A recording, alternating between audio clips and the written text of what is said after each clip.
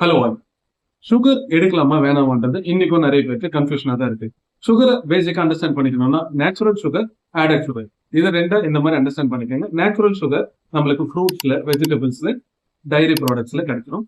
இது உடம்புக்கு ரொம்ப நல்லது. ரீசன் என்னன்னு பாத்தீங்கன்னா இதுல ஃபைபர், மினரல்ஸ், விட்டமின்ஸ் எல்லாம் இருக்கு. சுகர் ஸ்பெக்ஸ் ஆகிறது கொஞ்சம் ஸ்லோவா தான் நடக்கும்.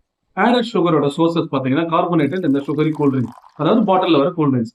அடுத்து ஐஸ்கிரீமா இருக்கட்டும், பேஸ்ட்ரிஸா இருக்கட்டும், ஸ்வீட்ஸா எடுக்கும் போது இல்ல ப்ராசஸ்டு ஃபுட், இந்த மாதிரி எல்லாத்துலயுமே சுகர் அதிகமா தான் இருக்கு. அமெரிக்கன் ஹார்ட் அசோசியேஷன் பாத்தீங்கன்னா மென்னுக்கு 36 கிராம்ஸ் பர் டே அலவுன்ஸ் சொல்றாங்க, உமனுக்கு 25 கிராம்ஸ். பொதுவா இந்தியன்ஸ் பாத்தீங்கன்னா 25 கிராம்ஸ் எக்ஸீட் பண்ணக்கூடாது.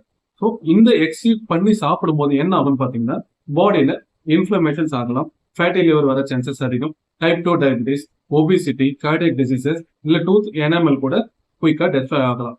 ஸோ இதெல்லாம் வராம இருந்தா இந்த ஆடட் சுகரை கம்ப்ளீட்டா அவாய்ட் பண்ணா ரொம்ப நல்லது. அதையும் தாண்டி பர் டே அலவன்ஸை நான் சாப்பிடுவேன்னு சொல்றவங்க என்ன பண்ணணும்னா இந்த மாதிரி ஆடட் சுகர் எடுக்கும்போது 45 மினிட்ஸ்க்குள்ள ஒரு பிரிஸ்க் வாக் பண்ணீங்கன்னா சுகர் ஸ்பைக்ஸ் ஆகிறத ஸ்லோ டவுன் பண்ண முடியும். இந்த டேமேஜஸ் கொஞ்சம் கண்ட்ரோல் பண்ண முடியும். ஸோ எந்த ஃபுட் ப்ராடக்ட்ஸ் வாங்குறீங்கனாலும் டெய்லி அலவன்ஸை எக்ஸிட் பண்ணாம நீங்க சாப்பிடுறீங்களான்னு இன்கிரீடியன்ஸை பார்த்து தெரிஞ்சுக்கங்க. ஸோ இந்த மாதிரி சாப்பிட்டீங்கன்னா ஹெல்த்தியா இருக்க முடியும். Stay healthy. தேங்க்யூ.